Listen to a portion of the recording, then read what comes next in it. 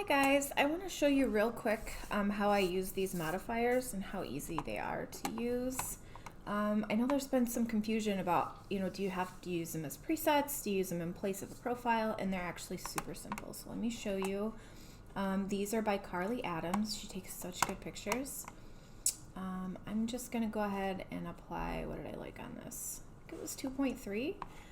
I like it just like that, honestly. That looks really pretty. And just quickly edited that photo. But let me show you what I like even better. So come down here, and basically the workflow is go ahead and choose your preset like you normally would. Then go ahead and adjust your white balance and profile.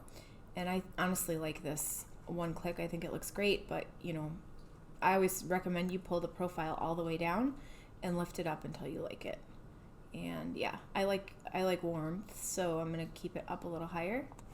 And then come down, and you're done with those steps. And then you just come down and hover over these to see what they do. Airy Boost is really subtle, but it sort of brightens up your corners and gives that, gosh, I don't even know how to explain it. It just does something for me. It just sort of has that ethereal, like if you watch the edges, like it just, you know what I mean? Just sort of has that, almost like the sandwich bag trick, how you get those really, creamy looking corners. That's sort of what that does. Color boost, that's obvious. Grain for skin, and then velvet grain is an overall grain. Grain for skin, it's taken me a long time to figure out the grain settings that I like, and I don't use grain in all my photos, but I'll kind of show you here. If you zoom all the way in, it just gives that sort of magazine, like a fashion magazine skin look to the skin. And then velvet grain, you might have trouble seeing this on a screen recording, but velvet grain is more of an overall grain that won't mess with your details too much. And then we get down into muted, natural, and the three nostalgias only one of them can be used per photo. So if you choose muted, I do actually really like that look on this photo. I'm just popping on and off of it, but I do love that. If you choose muted, you can't then stack it with any of the other ones. So keep that in mind. But there's muted, there's natural, and you can see the difference when I click on and off. The first nostalgia is a very traditional film look. It's very flat, sort of darkens up your photo. Let me actually just click it and show you how I would tweak it. So that is really flat. This is actually a really popular look right now. I would come back in and brighten it up just a touch. I'd probably add them, make it pop radial to just pop her details out a little bit. Nostalgia 2 is the one that I really love. Let me put my exposure back where it was. Yeah, that's just such a pretty, soft, filmy vibe. I just love it. And I love Nostalgia 2 with Color Boost. That's such a, and then I put the airy boost on it too, but look at that. That's a 3-click edit, and that just speaks to me. There's something so just soft and lovely about that. And then Nostalgia 3 is more of a contrasty, sort of gets you those velvet shadows. Yeah, it has a little bit more color to it. I like that one too. But yeah, that's what I would do. I would do Nostalgia 2, Color Boost, Airy Boost, and that was what, like a 4-click edit, super quick. And this is a look that, again, just a lot of people love right now. Another sort of tip that you can do, if it's not enough contrast for you, you can always just use your contrast slider, but I like to add contrast with the blacks and whites, so I would drop my blacks a little bit and lift my whites, and that gives you some more contrast. See the difference that made? Subtle, but changes, you can make the biggest changes with just these basic panel tweaks. I rarely go down into the other panels. Honestly, on my own work, I just don't.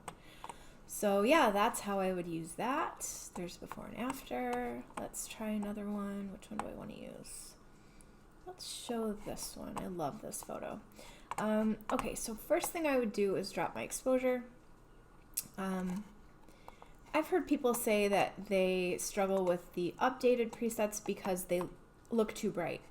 It's so simple, guys. Just drop your exposure first, because there's brightening elements in the updated presets that will brighten them for you. And you know, dropping your exposure is beneficial because it helps to retain your details rather than lifting it. You know what I mean? So dropping exposure before you apply a preset, if it's 2.2 through 2.9, is can just be really helpful. So let's see, which one do I want to use here? I think I like,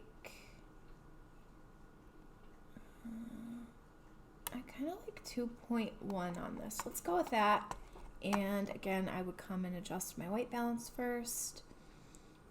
I see, I always zoom into the skin and see if there's any undertones I don't like. It's a little warm for me. I'm going to drop temp just a touch. And anytime I drop temp, I also lift exposure just a little bit, because temp, the higher up you go with temp, the brighter the photo looks. So yep, there I've dropped temp, lifted exposure just a touch, and then I'll go up to my profile, drop it all the way down, and just lift it slowly until I like it right about there. Now let's go down into the modifiers and see. Airy Boost, I like this on everything unless it's a really dark photo, so I'd probably always click that. This is a adjustment I make to almost all of my photos. The grains I will leave. Color Boost is too much because it's mostly skin. But then let's see, muted, I love that. Natural, that's actually really pretty too. Nostalgia is a little too flat for me on this. Nostalgia 2 I like, and I bet you a lot of people would like Nostalgia 3 on this. So let's go with that. I'll click that there. I'm going to lift the shadows just a little bit. And yeah, that looks like an old film photo. I mean, this could be a photo from the 70s, you know what I mean? But, yep, love it. These are just a lot of fun to play with. I've used these techniques, you know, forever. And I just thought, why not make them super easy for people? Instead of giving you, you know, 10 different tutorials to show you how to make each one of these tweaks, make them one-click modifiers so you can, you know, modify it. Actually, like muted on this quite a bit. Okay, I'm not going to get too picky because I just want to show you guys the, you know, the thought process, basically. Let me show you, let's see, which one, other one do I want to do? Oh, here we go. This image is by Hillary Rich. She takes the most gorgeous photos. Look at this light, it's so pretty. All right, so let's start with just to be clear, because I say this all the time, always start with exposure before you even go into the presets. More often than not, you'll want to drop it a little bit, but because this already is very well exposed, it's a little underexposed on the people, but obviously she did that to, you know, get some of that sun in there. So I'm not going to mess with exposure. We'll leave it at 0. And let's just scroll over and see what we like. You see how when you drop down into the updated presets, there's 2.1. They don't really change. There's just not a whole lot of brightening elements in them, so they don't change your exposure much. But when you drop down into the updated presets, boom, like that's brightening. So I'll show you what I would do if I wanted to use 2.2. I would click it, and then I would drop my exposure just a little bit. And see how you get that detail back? So let's actually just leave it there. That's really pretty. And let's come down to the modifiers, because I already like the white balance and I already like the profile. Let me just make sure. See what a difference that makes though. Like, it's just so easy to use these profiles. Yep, I'd leave it, yeah, probably around 80. Looks good to me. Then let's drop down. Again, I always love Airy Boost, but I'm gonna leave it off for this one just because. Let's see, the grains are probably hard to see on a screen recording. There's muted, natural. Natural looks good on this. Nostalgia 2. I don't want to flatten this one too much because I love the contrast she has with the sun in the back. So I would probably, I may not use a modifier on this, to be honest. You don't have to use them, they're just fun to play with. If I was going to use anything, I would probably use, let's see, I'd probably go with, let's just show you how I would tweak this Nostalgia 3. Let's see what Color Boost does. Yeah, even with the Color Boost, that kind of throws their skin tones off a little bit, but I could tweak those. So let's do that. Let's do color boost, and then I'll throw airy boost in there too. If I wanted to pull some of the shadows out here, I would just take a radial and lift my shadows a bit. I would drop my contrast a little bit, and there we go. It's really pretty. If you want to take some of those, you know, hot skin tones out, you can just drop your temp on that radial a little, even drop tint because there's some reddish tones in there. And yeah, that's so pretty. Again, Hillary is such a great photographer. She takes the best pictures. But yeah, and then after, you know, you're done with the modifiers, you can always go back in and adjust these, adjust your white balance, adjust whatever you want. But that's how I use these.